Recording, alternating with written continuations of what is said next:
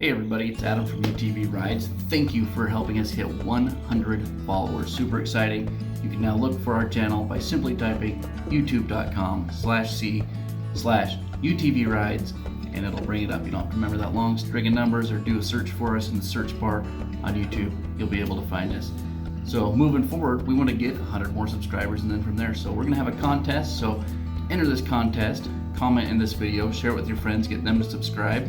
At 200 subscribers, we'll be giving away an Amazon gift card. Pretty exciting. We're going to be doing contests at 200 subscribers, 500 subscribers, and 1,000 subscribers. All will be different prizes. So look forward to that, and look forward to seeing you at 200.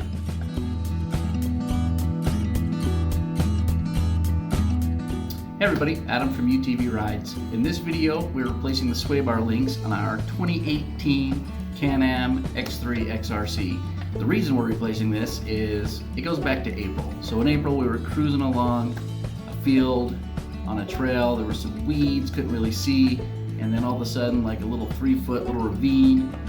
So we nailed that, busted one of the Swaybar Links.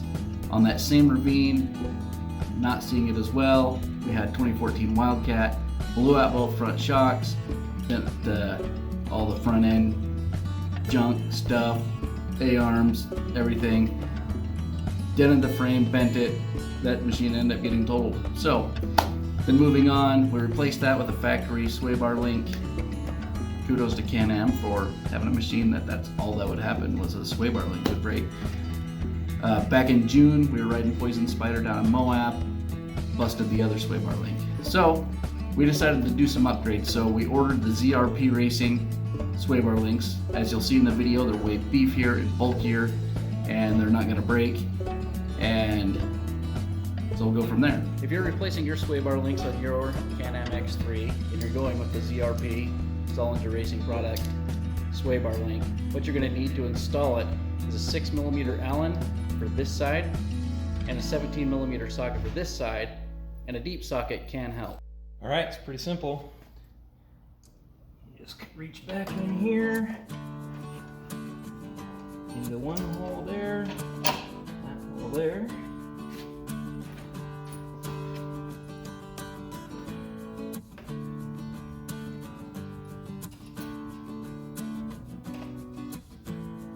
Self-locking nut on.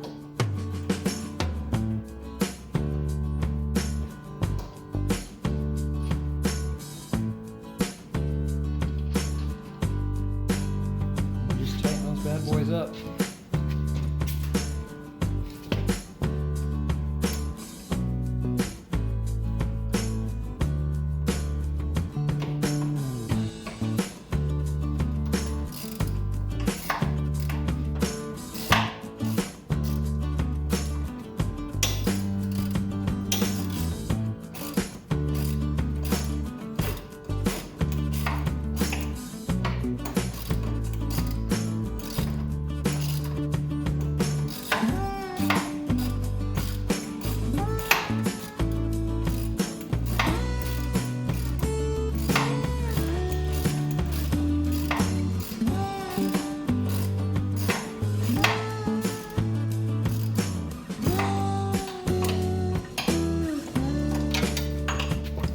So basically when it comes to sway bars, there's kind of three, maybe 4 schools of thought. So first school of thought is, yep, let's just run it. Came with it from the factory, let's run the sway bar. Our machines have good articulation. It's going to vary by machine. A lot of the Razors, a lot of the CanAms, they've got really good articulation. The Arctic Wildcats do, even with the sway bar. So some people take those off. Some of the other machines, like a Kawasaki Teryx, a lot of people like to take off those sway bars to get a little bit more articulation. We like to have them on. A lot of the riding that we do is going to be Moab, going to be a little bit of dunes, going to be mountain trails, and a lot of the times we're riding roads in between those trails to get here and there, and so we want to have that stability really on the road. And for a lot of the riding we do, we don't notice a lot of that articulation difference. But then there's other people that disconnect their sway bars entirely, take them off. Some people disconnect them. They just zip tie them up to the frame in case they want to just put those links back on later. Some people just take it off, run limit straps, and other people have quick disconnects on their sway bars. So what do you have? We want to know below. What do you prefer? Do you prefer sway bar, no sway bar, quick disconnects, limit straps? What do you like? And in this video, you'll see how easy it is. If you are running your full sway bar and you break a link, it's pretty easy to replace.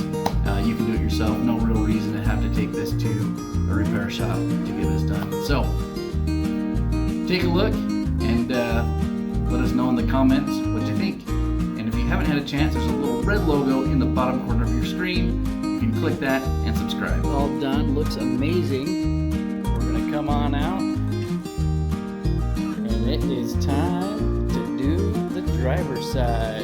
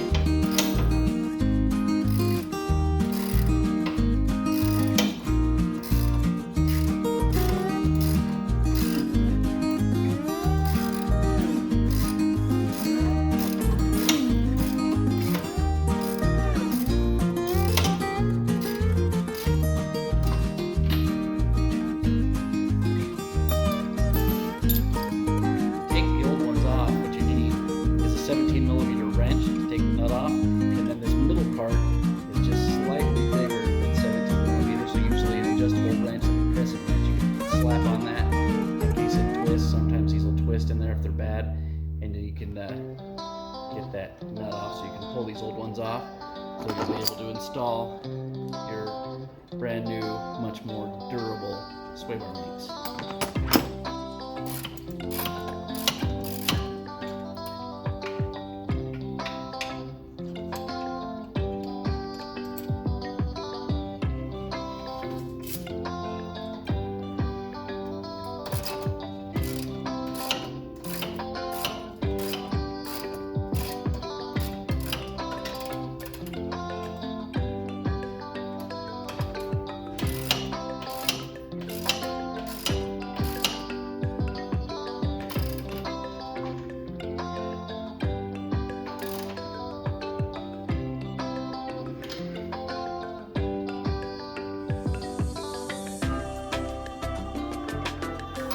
Boom, all done. That's how easy it is.